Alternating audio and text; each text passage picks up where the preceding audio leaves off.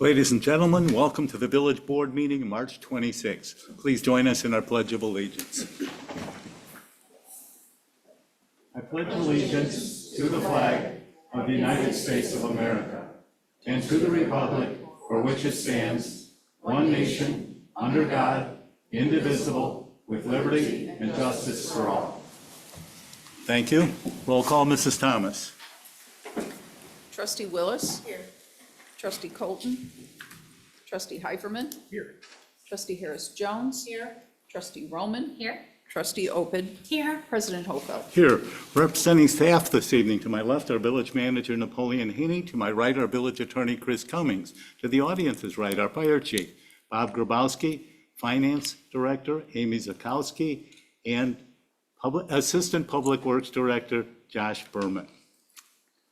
The minutes of March 12th. Any additions or corrections? Trustee Willis. None. Trustee Heiferman. Trustee Harris-Jones. Nothing for me. Trustee Roman. Nothing. Trustee Opid. Nothing. May I have a motion to approve the minutes, please? So moved. Been moved by Trustee Opid, seconded by Trustee Willis. Roll call, please. Trustee Willis. Aye. Trustee Heiferman. Trustee Harris-Jones. Aye. Trustee Roman. Abstain. Trustee Opid. Aye. The minutes are approved. The claims list in the amount of $575,098.33. Again, Trustee Willis, comments or questions? Trustee Heiferman. Trustee Harris-Jones. Nothing for me. Trustee Roman. Nothing. Trustee Opid. Nothing. May I have a motion to approve the claims list, please? I'm sorry. So moved. Approved by, motion made by Trustee Harris-Jones, seconded by Trustee Willis. Roll call, please. Trustee Willis. Aye. Trustee Heiferman. Aye. Trustee Harris-Jones. Aye. Trustee Roman. Aye. Trustee Opid. Aye. The claims list is approved. Hear from the audience. If anyone in the audience would like to address the board on any subject not on the agenda, please raise your hand. Yes, sir. I'm Louis Luca from East Hampton, Illinois. Can you come to the microphone? Come on up, please. So we can capture. Start all over. It's okay. I'm Louis Duca from East Hazelcrest, and the reason why I'm here, there's a lot of people begging on Halsted Street, and I don't want them to get run over and killed, you know, because it's real busy there. So when I was in Indiana, they had this signs up they put up, but people were not begging, and they kicked them out of Indiana. And I don't want to be calling the police every day for, they're gonna cause an accident out there on Halsted by Portillo's and right over there by Menards and all that. And they got their kids out there and everything. I don't want them to get run over. I was wondering if they could signs made, they've been putting them up in the median on the road where they can't stand.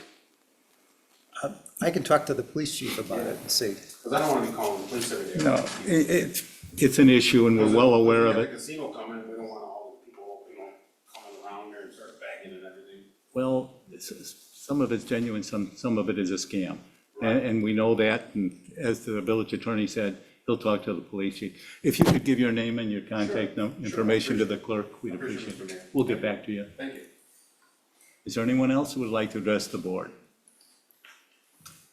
If not, meet your merchant. This evening, we have a Homewood institution, Dairy Queen. The Welshes. Well, you gotta go pick them up. Is this the proper podium you're on? It's fine. I've been called a lot of things, but an institution is not one of them. But thank you for that. Thank you, and I want to say thank you to the board, the mayor, administrator for inviting us tonight. We've never done this before to this particular group. It's fun for me to stand in front of a village board meeting with friendly faces behind all faces. So without any further ado, I want to talk just briefly about the Dairy Queen in Homewood. It has been here a long time. The whole idea of Dairy Queen originated in 1934 in a little store down south, Gardner, Illinois. And the first actual Dairy Queen store opened in Joliet. I don't remember the exact year, but your store here in Homewood was built around 1954. That's 49 was the first year. Our store here in Homewood was built approximately in 1954, and the owners prior to us, the originator of the Dairy Queen product, Mr. Sherb Noble, was the builder of this store here in Homewood. And he operated for a short time, and he built an explosive number, like 14 stores in 1 year. So his whole goal was to expand this franchise. I guess he's done pretty well, because I don't know the current number, but it's all around the world at this particular point, with a different kind of a business plan than what they had when they originated. It was all ice cream and dessert back then. So your store here in Homewood was then picked up, bought originally from the builder by the Kaiser family, Henrietta and Arnold Kaiser, in 1956. They ran the store until my father actually took over the store in 1967. Right after the blizzard of 1967, the Welsh family began operating that Dairy Queen store. So this will be our 56th year in operation, and the 4th generation. My mother and father, of course, then all of their children, which I'm one of them. And now my daughter runs the store. This is Kelly. She's the manager. She's the face of Dairy Queen in Homewood that you see every day in the store. And I'm really proud of the fact that my grandchildren are now working there. So I have 5, 2 of them there working. The other 3 think they work there a lot, but they're in and out and do a lot of consumption testing. But we're very proud of that store. I think that my father passed on to me a very simple business plan. Provide a high-quality product at a moderate price from a clean facility with friendly employees. And I don't think anybody here could object to the fact that I have the friendliest employees around. They can be challenged at times, believe me, because we as adults especially are not always the nicest people. But we pride ourselves on that. I think another thing that my father would be so proud of is, well, number one, that the business survived after they departed this world, and it's flourishing with Kelly at the helm. But I think also one thing that gave him great pride, and it was passed on to me, was the ability to employ a lot of young people and give a lot of young people their start in this life. And I think that was really witnessed at my father's funeral when a young man flew back here from, I don't know where, I'll get it wrong, Texas or somewhere, to do the eulogy. And his whole message was the fact that it was so impressive that he got his little start in the work world there, and he looked up to the family for what they provided for him. And I carry that on today, and I know Kelly does too, because that's truly where this business is. It's a small, community-owned, community-run business. I think it's almost big box proofable. I'm not sure. We are constantly challenged by the Dairy Queen Corporation to make changes, to do upgrades, you wouldn't believe the things we're challenged with. But we survive, and there's been 4 major challenges by the corporation because, as everybody knows now, they want us to have burgers and hot dogs and French fries and everything else. That little store wouldn't survive as anything other than what it is, and that's what we pride ourselves in.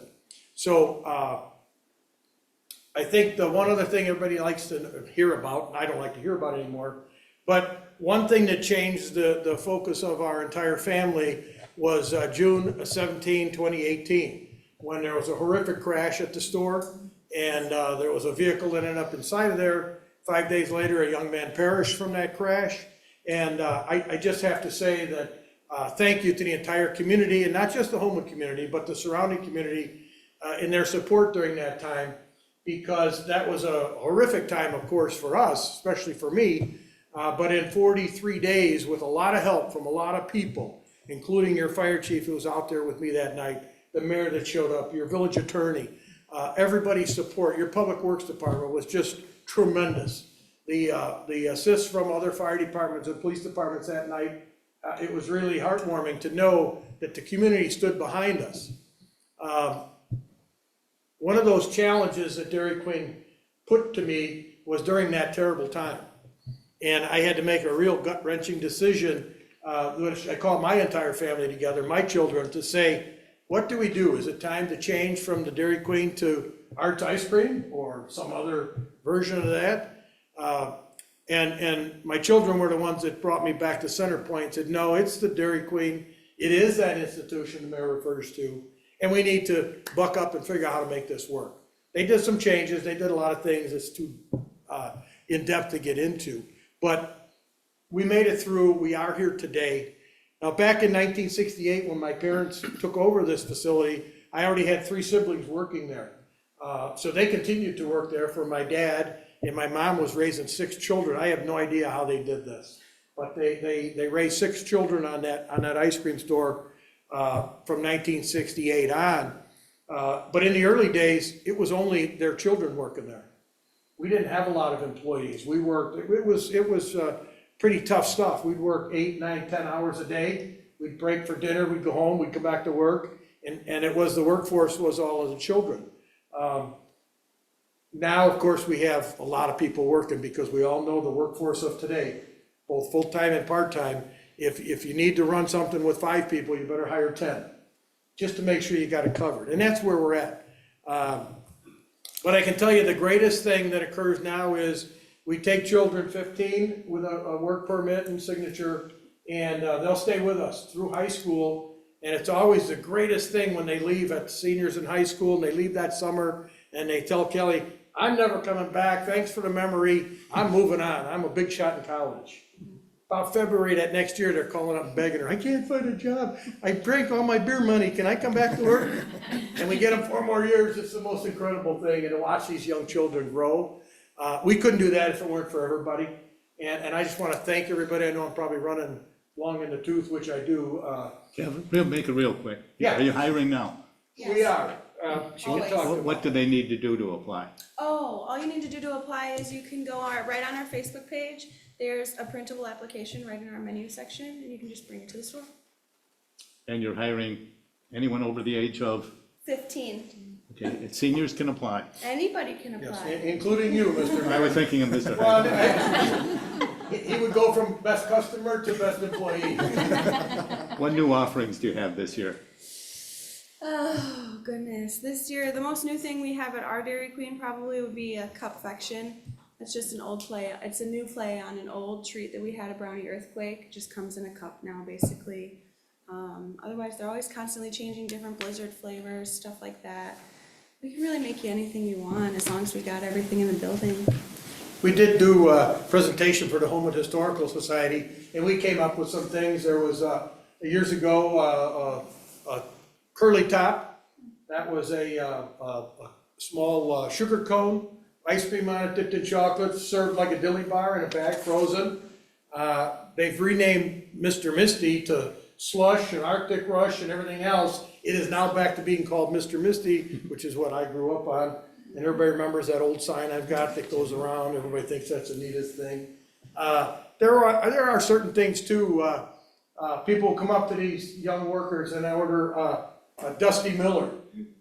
And that's I don't remember. Hot fudge and malt. Hot fudge sundae with malt powder on top of it. These are some old things. Or a Black Cow, which is a root beer float.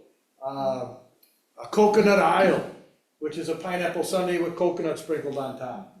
It should be noted, we were probably one of the original Dairy Queens that made blizzards. We just didn't make all this exotic stuff. We had a strawberry and a pineapple, fruits we did in our blizzards and mixed them all there. So I think that, we keep up with the times, and I challenge anybody to find a dirty spot in there whenever you go, and an unkind word, and I'll meet you and talk about it. And your hours? Hours are 11 a.m. to 10 p.m. every day. We're not a business that says, oh, it's a little bit foggy out, maybe we should close early. The kids would like that. That's true. But my father, and I can remember going to the Bank of Homewood, which is now, it isn't even the original bank of Levoot right here, going to the night deposit at 11 o'clock at night for probably $12 to put in there, because that's all we made. But I'll be damned if we close 1 minute before 10 p.m. And although my daughter doesn't like that, I'm on that every night. We open at 11, we close at 10, summertime 10:30. I did give up on 11 o'clock at night, but. Okay. Again, we thank you for being here, and you are an institution. Yes. Thank you. Thank Thanks, you. everybody.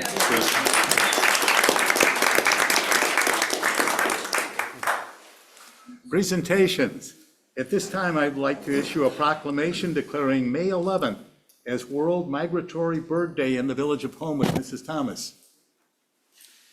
Proclamation celebrating World Migratory Bird Day. Whereas since 1993, World Migratory Bird Day, formerly International Migratory Bird Day, has become a primary vehicle for focusing public attention on the nearly 350 species that travel between nesting habitats in our communities and throughout North America, and their wintering grounds in South and Central America, Mexico, the Caribbean, and the southern United States.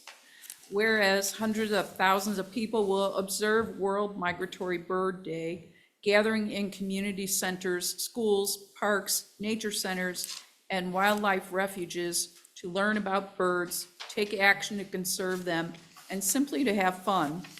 And whereas birds play an essential role in maintaining a healthy and resilient environment, and whereas awareness and concern are crucial components of migratory bird conservation, and whereas World Migratory Bird Day is not only a day to foster appreciation for wild birds and to celebrate and support migratory bird conservation, but also a call to action.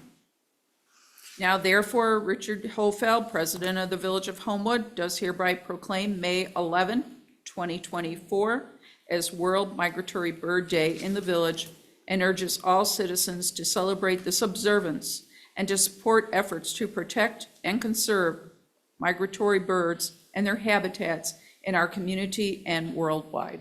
Thank you, Mrs. Thomas. Ms. Burry, Ms. Anderson, did you want to come up and get a copy of this? Come on. You all had come in to see me on a Saturday. This is a temporary version, but we'll give you the real one later. Okay, thank you. Chief Grabowski, a presentation on the Building Division new software.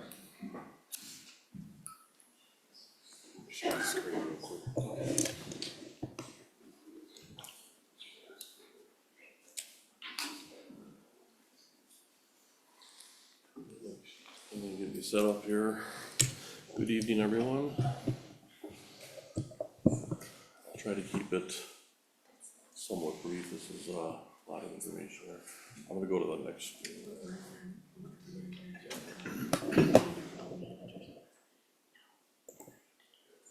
Can I minimize this? I'm gonna go find this. Okay. There we go.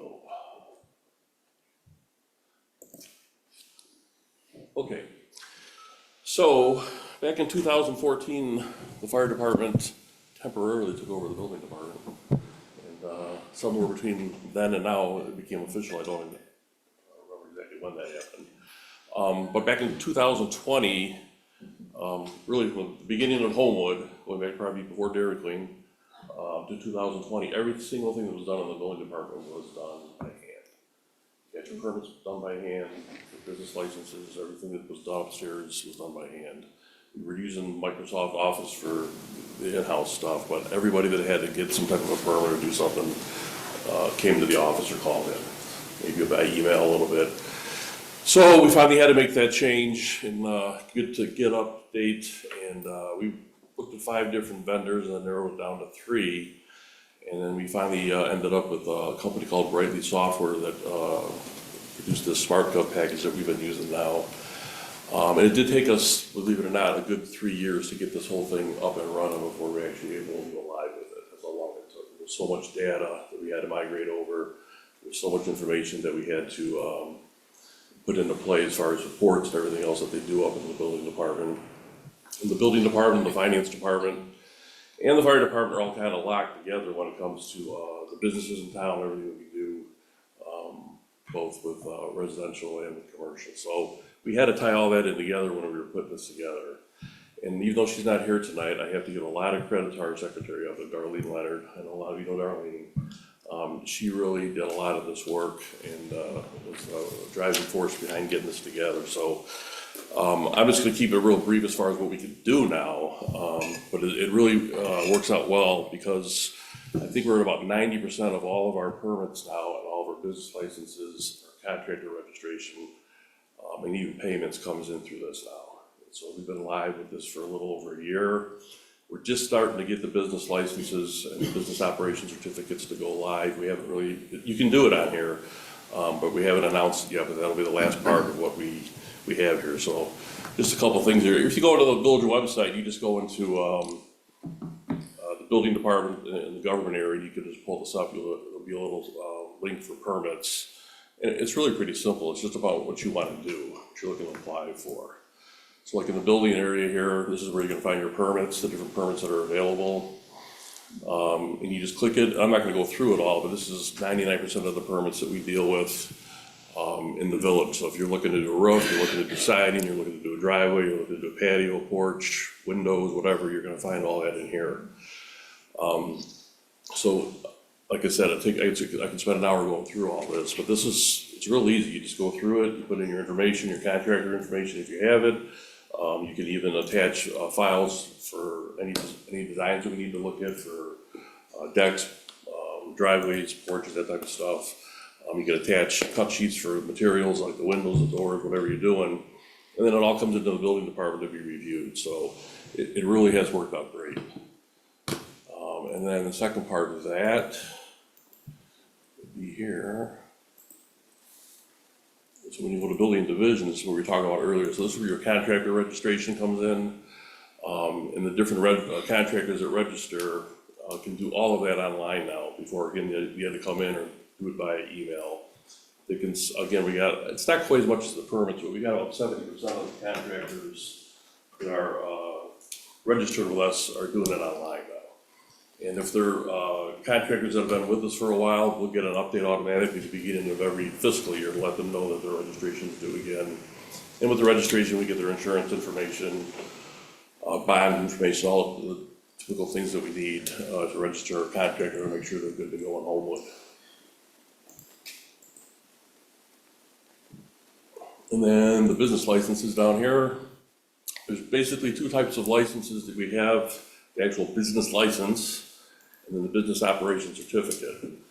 So most places that need a license would be like your restaurants, your taverns, your grocery stores that sell liquor, that type of establishment would require a license. Anything else, which is probably about 80% of what we have in town, just retail stores, a lot of offices in town. So we've got over 800 businesses in town. They would the majority of them would fall underneath the business operation certificate. So all that does is basically says, we've gone through, we've seen what you do, you've had your fire inspection, you're cleared to open. And then once you're here again for, after the first year, you'll get an automatic renewal on that too.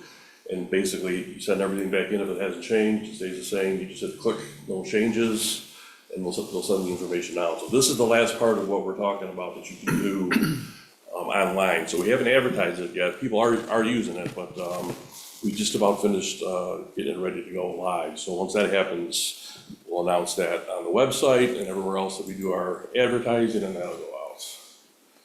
And you can pay online, you can,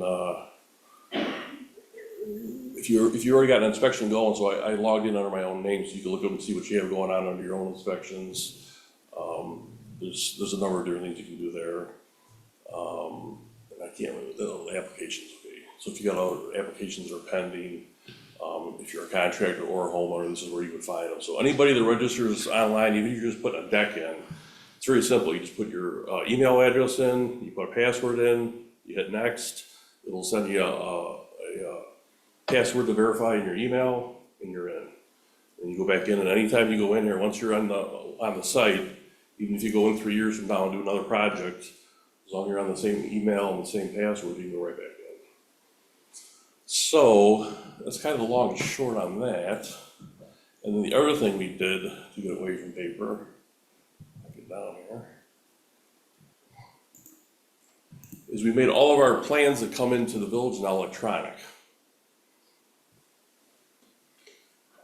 So when we get something that comes in, whether it's somebody putting an addition on a home, a brand new home going up, something as large as the casino, anything in between. We used to get blueprints like everybody else, and we've got mountains and mountains and mountains of 100 years worth of blueprints that we keep on file in other buildings in town. Everything comes into to the building department now comes electronically. So it comes in from the architect or from the engineers. They submit it depending on what part of the project they're in, how big of a job it is. So if you're just submitting, if you're gonna do a deck on your house and have a contractor come out and the material's coming from Menards can literally draw up the plan, like a lot of people do, send it over to us, and we can do the review on these tables. But what's nice about these tables is we use a software called Bluebeam, which allows us to manipulate the plan. So if we see things that don't meet the code, you see the little screens on the side there, you can make notes, you can make adjustments, and you can send it back to either Menards, the homeowner, the architect, whoever you're dealing with, and you send them back what they need to change in order to meet the code. So this is really, we really just started using this year. Public Works has one as well, the Engineering Department of Public Works.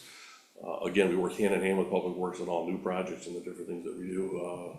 So we basically gotten rid of about 99% of the paper. So we had 99% paper and we're about 99% paper free now. So it's really efficient.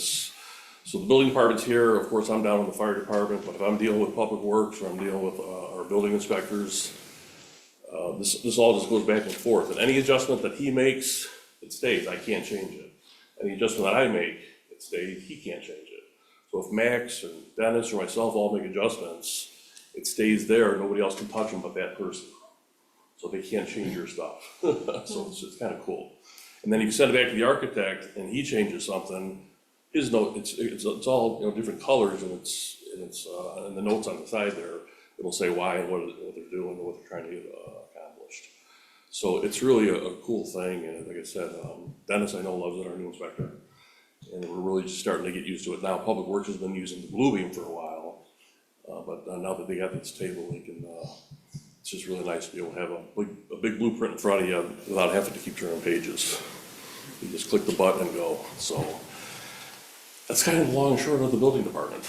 Now, you can take these plans and send them on to plan review, outside consultants as well? Yeah, so if we got a big plan review, so let's just say we get a large store that comes in on Halsted, we'll keep a set for us, and we'll do an in-house review, but most of the large stuff goes off of plan review. And we got two companies we use for that, HR Green and TPI. They'll send them back to us with their comments, and we can open them up and review them if we need to, or just send them off to the architect with any additional comments we might have. So it depends on what the plan is and what comes in, if we do it in-house or not. So like residential stuff, we'll do in-house. Fire alarms, I'm certified to do that, so the downtown stuff, I'll do that kind of stuff in-house. But anything that's gonna be on Halsted, any large projects, that all goes out. Any comments or questions from anyone in the audience? Right, just the board comments? Any questions? Mr. Willis? Sounds Mr. like Ackerman? a wonderfully efficient system, and, It's awesome. yeah, I appreciate all the work that went into getting it up and running. Yeah, like I said, I have to give them a lot of credit upstairs. I went to a lot of the meetings, but Darlene really did a lot of the work. It was a lot of work, so, Thank you for explaining it. okay. Mr. Ackerman? I recently spent the day with Dennis Johnson, and watching him do his thing, his notes, his everything on an iPad, and it's really impressive to see, so thanks for sharing it. Mr. Harris Jones? Thank you for the impressive presentation. Very nice, very nice. And I like the fact that it's 99% paper-free. Yes. Trustee Roman? This is exciting. I have so many clients who have to go through this process, so I know that, that they will all be very happy. The ones that have probably had to come in won't be as happy that they missed the boat, but I do have a question. Sure. What happens with so they get their approval, they pay online, do they still get the paper copy that goes in their window? Yep, we email it to you, you print it on your printer at home, and you put it in the window. Got it. Okay, so no more colored stickers. Oh, well, that's only for inspections, you still get those. Oh, when they come, So when okay. Jerry comes by, you're still gonna get the blue sticker. Okay, yeah, I went through the permitting process of my 100-year-old house, so Yes. it was painstaking. So, yeah, anytime, every time you have a different phase of inspections, depending on what your project is, you get a different color. And then it sticker. goes on your permit on the Right. window. Okay, all right, sounds good. Trustee, Yeah, thank you so much. This is great. Okay, Trustee Opeth? Congratulations, Chief. I remember when you started vetting all the Yes, I know. different contractors, so I'm so glad to see this is coming to fruition. And yeah, kudos to Darlene for taking the lead on that. Yeah, That was a lot of work. and lot of it really oversight. went much smoother than we thought it was. We were really nervous about going live with this thing, so. So I'm excited for the live date then.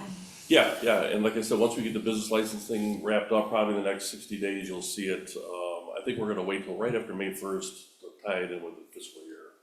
And then we'll probably come out with that, so you'll see it online and everywhere else. I also wonder, sorry to go backwards, but I wonder if we're gonna have more people willing to go through the process because it's easier for them now. Yeah, and like I said, we're always catching people, and like, we're not looking to be punitive, but when we Right. catch people, we tell them, just go online and do it right now. Yeah. We're not trying to ticket you, we don't want you to come to court, even if you started the project, just hold on, get your stuff in, and we'll get you up and running, Yeah. so, yeah, How easy, how easy. yep. Once again, we're fortunate that 10 years ago, you took over the building department. Oh, thank you. Thank you and keep at it. Okay, I'll keep at it. The omnibus vote, Mrs. Thomas. The board is asked to approve the 5-year reappointment of Charles Turman to the Beautification Committee. His term will end March 26, 2029. The board is asked to pass Resolution R 3178, supporting Homewood's Audubon, Illinois Bird City certification. The board is asked to pass Ordinance M 1079, amending Class 12A liquor licenses to allow the sale of alcohol during a public function conducted on the premises of the library or other unit of local government. The Homewood Library will be celebrating its 100th anniversary with an event at the library on April 27, where alcoholic drinks will be available. The board is asked to pass Ordinance M 2284, amending the number of liquor licenses in Class 1, making a license available for the Ridgewood at 2059 Ridge Road. Scott Dunkel purchased the Ridgewood and renewed the license in May 2023. He has transferred ownership of the business to his son Patrick, but Homewood does not transfer liquor licenses. Patrick Dunkel is making the request for the license. The board is asked to waive competitive bidding due to the high demand and limited availability of vehicles and authorize Public Works to purchase a 2023 Ford F-550 Super Duty Crew chassis from Lindsay Ford of Wheaton, Maryland, in an amount not to exceed $63,215. The chassis is one part of the equipment used for tree chipper work. It is replacing a chassis from 2009. Staff was unable to find a similar piece of equipment through state and joint purchasing cooperatives. This piece of equipment was found through an extensive search. The board is asked to award the bid for the 2024 motor fuel tax general maintenance pavement patching program to D Construction of Coal City, the lowest responsible bidder, for a contract not to exceed $642,000. The board is asked to approve a budget amendment of $425,000 to the general fund for an incentive payment to Stony Point Grill 2 LLC and HCF Homewood LLC. The redevelopment agreement provides for reimbursement of tax increment financing and non-TIF costs to assist the developer with the build-out of the restaurant. Reimbursements to Stony Point Grill total $850,000 over a 6-year period, according to the following schedule. An initial payment of $425,000 within 30 days of the opening date, subject to Stony Point's payment to HCF Homewood LLC, the developer of the Hartford building, in the amount of $231,305 for reimbursement of expenses related to the restaurant. The village will make payment to the operator of Stony Point Grill of $85,000 yearly for the next 5 years after the opening date. Thank you. Comments or questions from anyone in the audience? If not, I have one for Mr. Donkel. Yes. Tell us what you're doing inside there and when you plan on opening. Is it still the Ridgewood or the Ridge? The Ridgewood. Okay. I go back to the Ridgewood tap, now it's just the Ridgewood. But, got a few setbacks, Come on up, sure. let everyone at home know. So, a few setbacks with structural issues and roof issues and basement issues, but we got everything straightened away engineer-wise.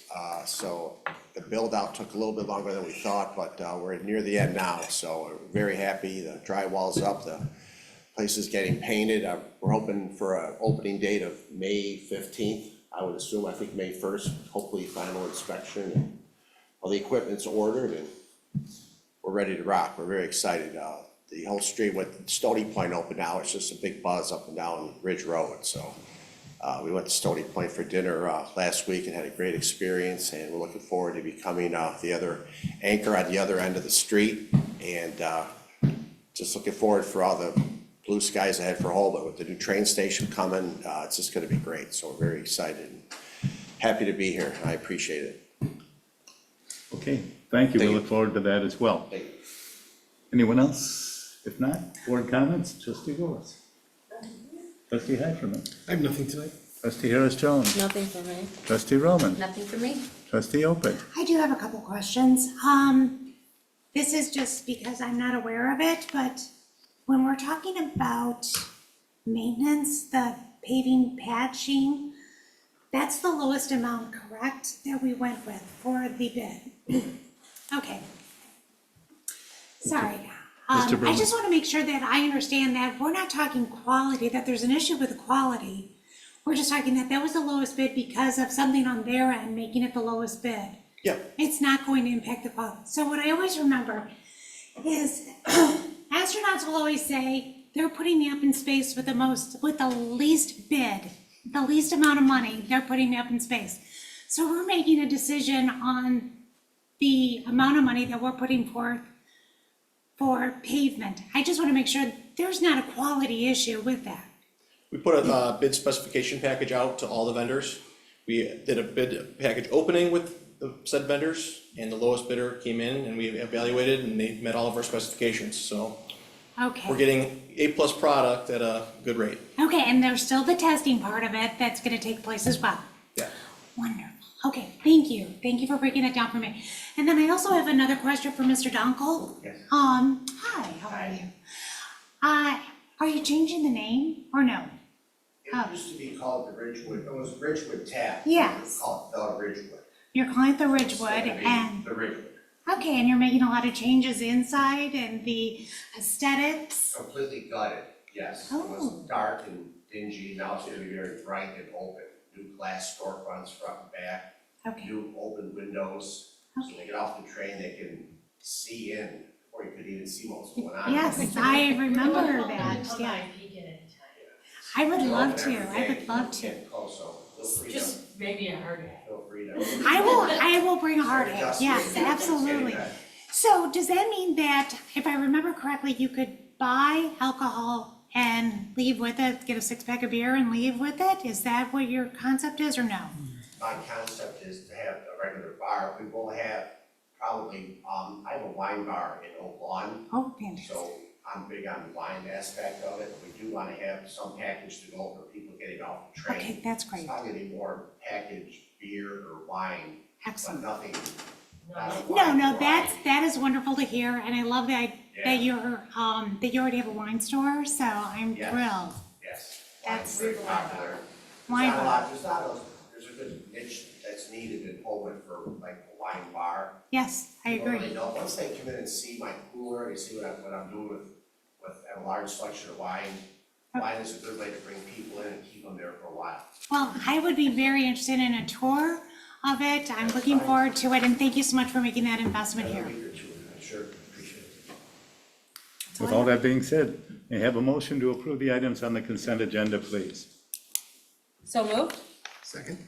It's been moved by trustee Roman, seconded by trustee Heiferman. Roll call, please. Trustee Willis. Aye. Trustee Heiferman. Aye. Trustee Harris Jones. Aye. Trustee Roman. Aye. Trustee Opeth. Hi, Motion is approved. General board discussion, our initial discussion on, I'm sorry? No, you're fine. Okay, on the 2024-2025 budget. Our finance director, Amy Zakowski. yes. Feel now I'm gonna need my wallet.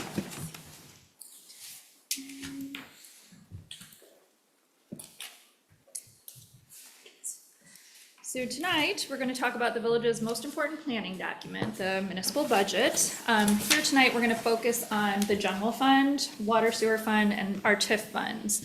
The next board meeting, April 9th, will bring back our capital plan. We're looking to do a 5-year capital improvement plan that we'll present on the 9th. So a lot of our time during the budget process is spent on the general fund. That's the main operating fund for the village. That's where majority of our revenues come in. That's where all of the services are paid out of, including salaries, insurance.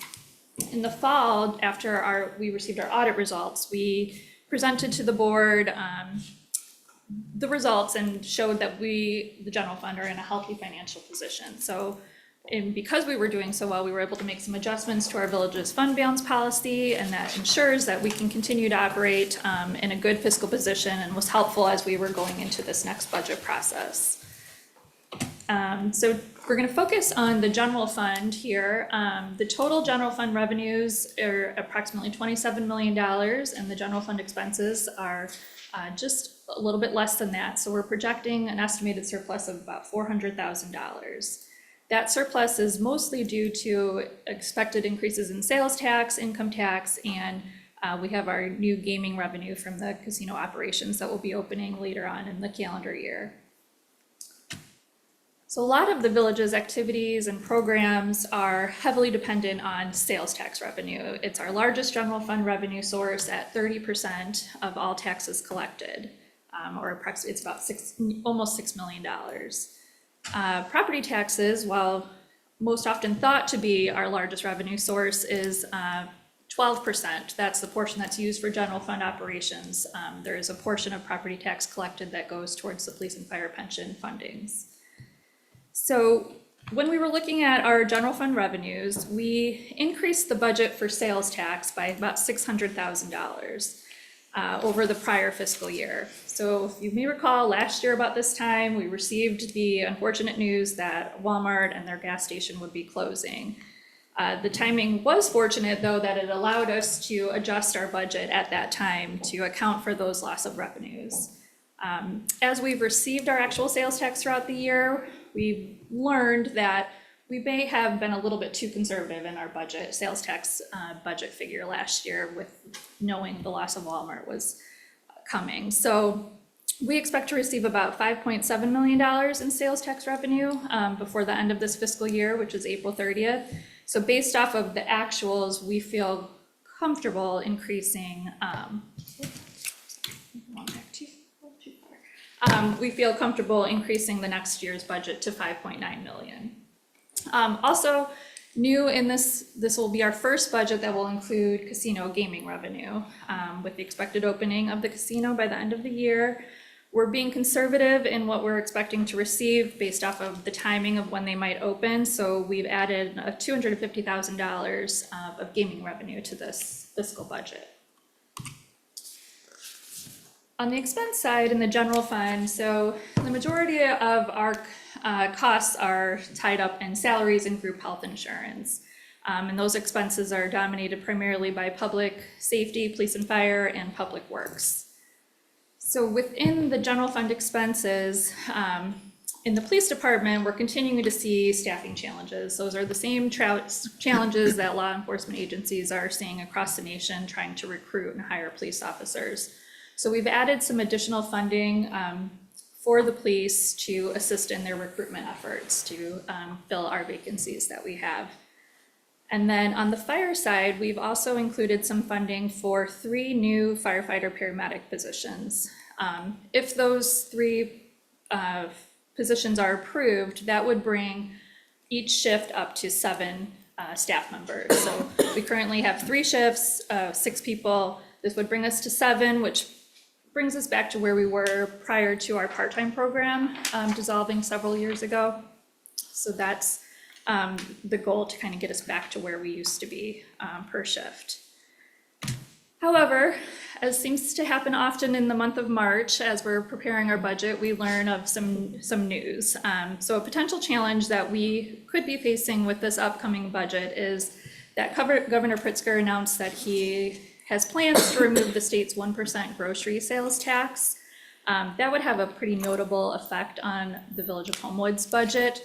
You can see from the pie chart with the grocery stores that accounts for about 14% or about $650,000 of our total sales tax received. So if this passes, we might need to consider some spending adjustments.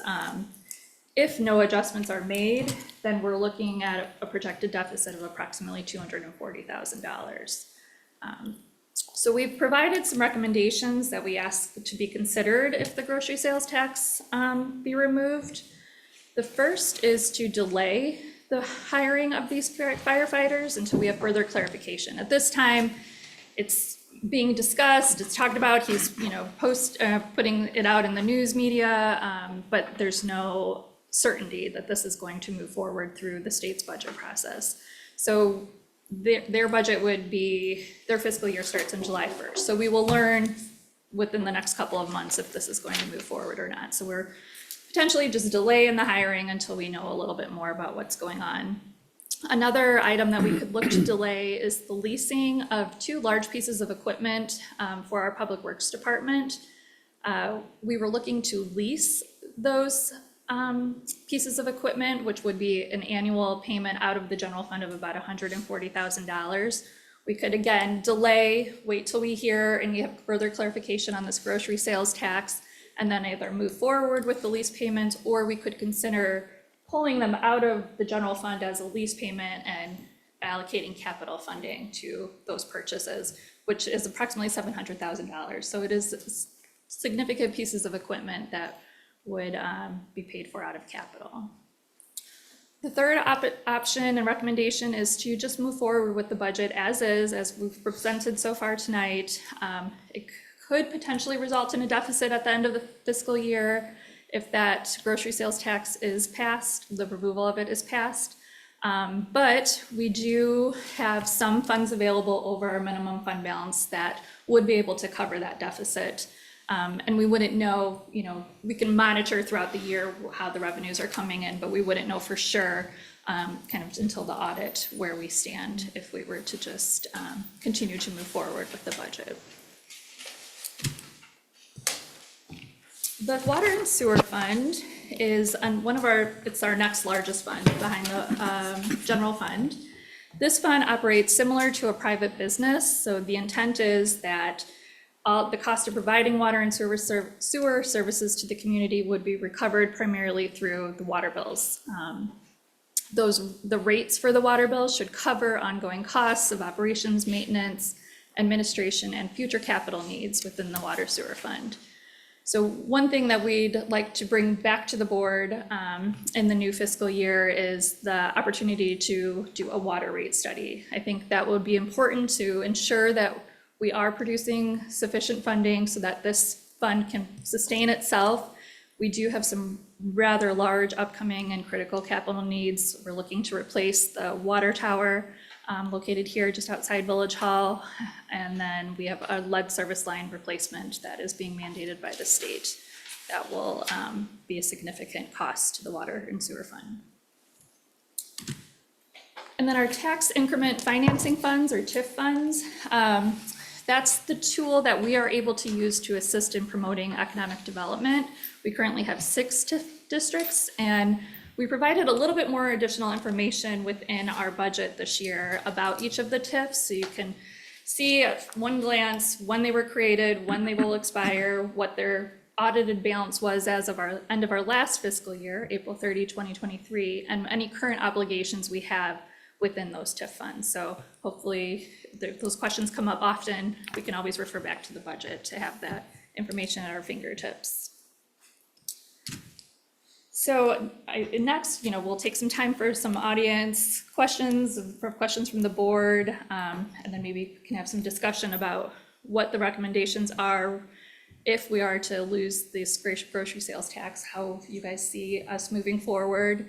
And then we would prepare the final budget. We would bring that to the last meeting in April, April 23rd. We would have a budget hearing as we normally do, and then we would have the ordinance for approval of the budget.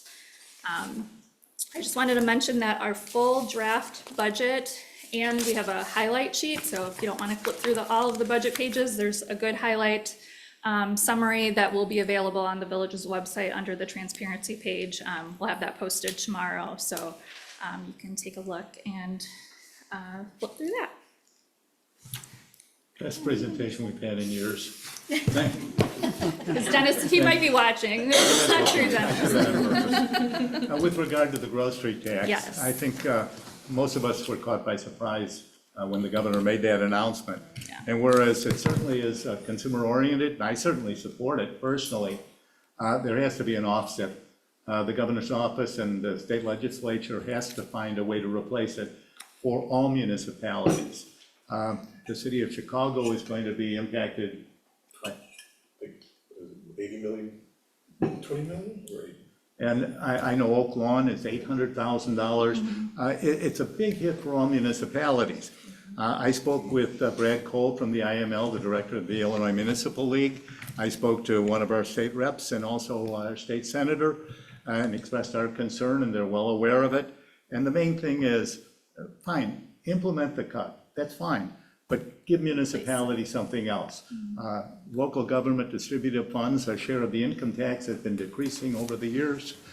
Increase it, bring it back to where it was, or at least bring it back to cover the loss that municipalities would have on the grocery tax. So hopefully our state representatives, all our state legislators are listening to that, and we'll be working toward that. The mayor, the city of Chicago stands to lose $80 million. Village of Orland Park, $2 million. Okay. So it's substantial for all municipalities. Comments or questions with regard to the budget? A lot to digest, really and truly, but I give credit to Amy and Lindsay, her staff. Yes. They've done a marvelous job. Board comments, Trustee Willis. It was a lot of information, a lot of work put into it, and I know that it was a great presentation because it involved a lot of numbers, but I still understood. I appreciate it. Trustee Ackerman. Thank you for a lovely evening. Trustee Harris Jones. Thank you for all of your hard work. Very appreciative of it. Trustee Roman. Yes, thank you very much. I do have a question about the options for replacing this 650,000. I know you told me this during our meeting, but can you remind me, what are the leases for? Yes, so the two pieces of equipment are an aerial truck and a plow truck replacement. I have some information on them. Do you speak more? I have, so the aerial lift truck has been in service for 23 years. So the chassis part of it's been in service for 23 years, the lift itself for 29 years. So it's an old piece of equipment that's past due for replacement. And then the plow has been in service for 15 years. It's a 2009, and it's been identified as needing to be replaced. So we were hopeful to be able to work that into the general fund. We have several leases that have expired, so that freed up that cash that we've had part of the general fund. And so we were trying to keep that going forward by doing some more leasing. It helps to kind of even out cash flow over the years and doesn't have such a big hit to the capital fund. So that was our goal with those two pieces of equipment, to get them purchased. Okay, thank you very much. Trustee Elford. Actually, this is going to be to Chief. What are your concerns as far as if the decision is to withhold, from not hiring 3 new? Well, I mean, we need them, I need 6. Previous is effectively 8 said that we were working, so we're no different than any other fire department, it was a combination department. We lost a lot of part-timers for COVID, and it's location-wide, and nobody could get back. So they were 25% of our staff for well over 20 years. So, and our calls continue to go up. Schedules for firefighters are complex, because of the time off and everything else. So we're getting to the point now where even with the 18 guys we have, with vacation time, the time off that they're allotted, or there's not enough time in the year without getting additional people on shift to cover, you know, keeping the rate of time off, so that's a big part of it. And the overtime is crazy. The overtime in itself will pay for 2 out of 3 part of that. So. Are we at like maintain 200,000? I mean, it's like $200,000 for overtime. 400. 400,000, I'm sorry, for overtime, okay, So I cut it to 2 positions. okay. That's what I recommend for So potentially, if we do not hire those firefighters, that overtime line item would have to be increased, maybe not back up to 400,000 where it is, but we would have to still put some more money into the overtime line item to offset. And then if we choose to move forward with the budget as is, then we find that there's this gaping hole where that money, the grocery tax would have been. Then we'd have to make some sort of amendment or figure out where we're going to take. Right, it would come generally from fund balance. So we do have, we are currently at our minimum 5-month required fund balance policy. We have additional funding, about $1 million, that is still available above and beyond that minimum. So, you know, we would be careful during this next fiscal year not to spend that, knowing that potentially we may need that at the end of the year if, you know, revenues don't come in as expected. So we have something to fall back to. I think ideally, the prudent thing is to move forward as is, but let's just not start hiring tomorrow, Chief.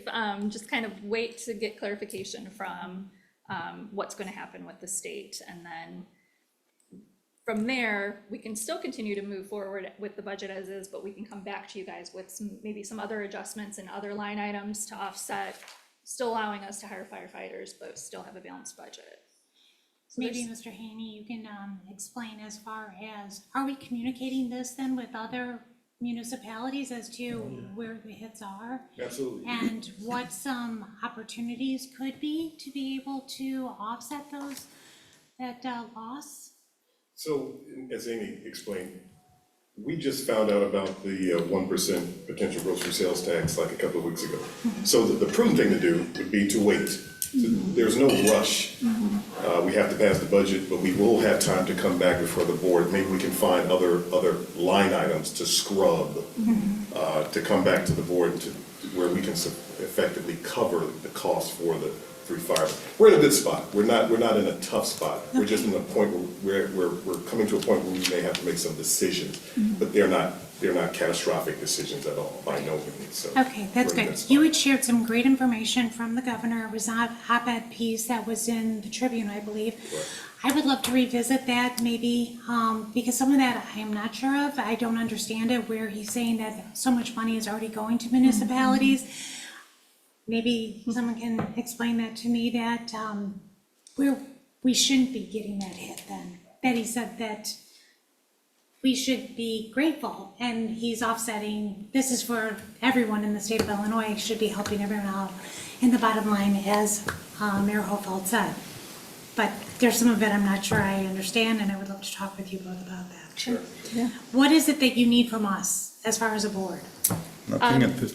Yeah, I mean, just direction that you're all comfortable moving forward with the budget kind of as presented tonight. That's what we would bring back on April 23rd. And then again, if we just kind of hold steady on, you know, at least these 2 larger items that are within the budget until we have further clarification. And then if the grocery sales tax stays in place, we'll move forward as is. If it does not, then we may come back to the board with some other adjustments, and we'll have to determine, if we want to do the firefighters, then maybe we have to do some other cutting or adjusting and spending.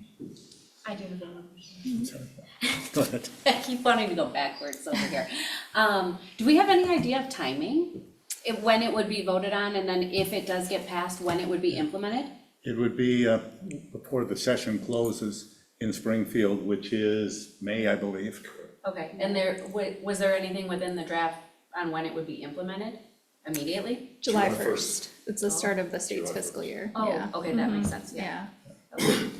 So just some information. So I was on a conference call yesterday with the South Suburban Mayors and Managers. That's our COG, Council of Local Government. And so they are kind of asking all of the managers and the communities to put together their losses. Ours is obviously 14% of our sales tax, 650,000. So put all that together so that the South Suburban mayors and manager can then join other COGs across the state and share this information and get to the governor and say, hey, you're killing the local municipalities. So hopefully that will sway the governor to kind of take a step back and, or either exactly like Mayor Hopeville said, pass it, but then augment, supplement funding somewhere else for the local governments. Think of the poor small towns that only have a grocery store, and that's their only source of sales tax. Yeah. It really impacts them. Yes, I was just even thinking, some people do their shopping at a dollar store. That will be taken, and they may only have a dollar store, and so they're removing that part of their sales tax out of it as well, because it may be groceries. So I'm just trying to wrap my head around it as well as to what the benefit is. So.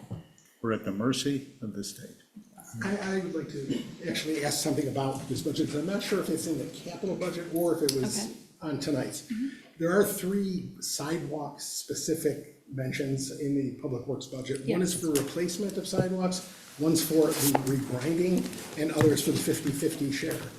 The sidewalk issue on Ridge Road by Irwin Park, has that been considered? Is that a capital item? Yes. Okay, so we'll Yes, see we will that. bring that to you on the 9th, yes.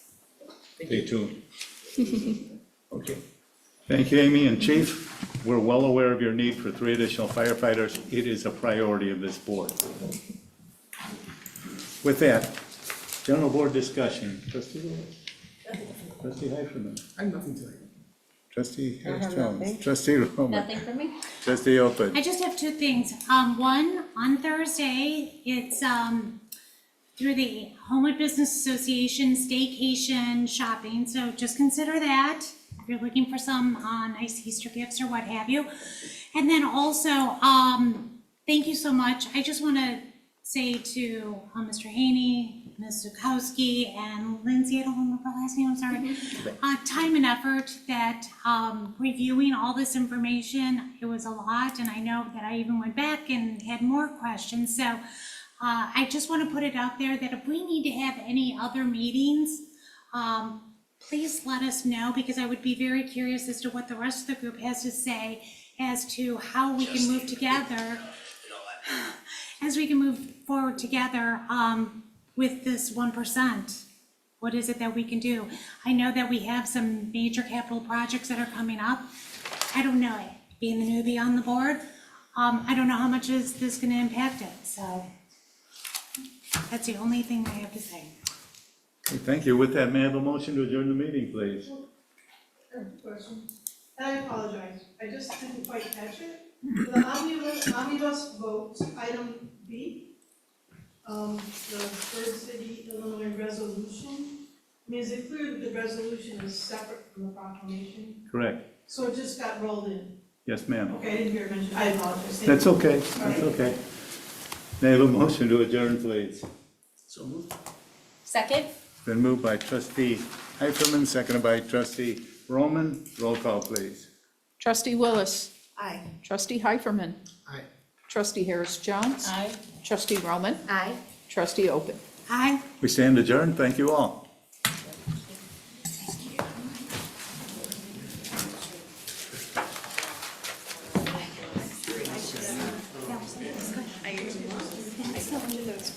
I like it, I learned so much.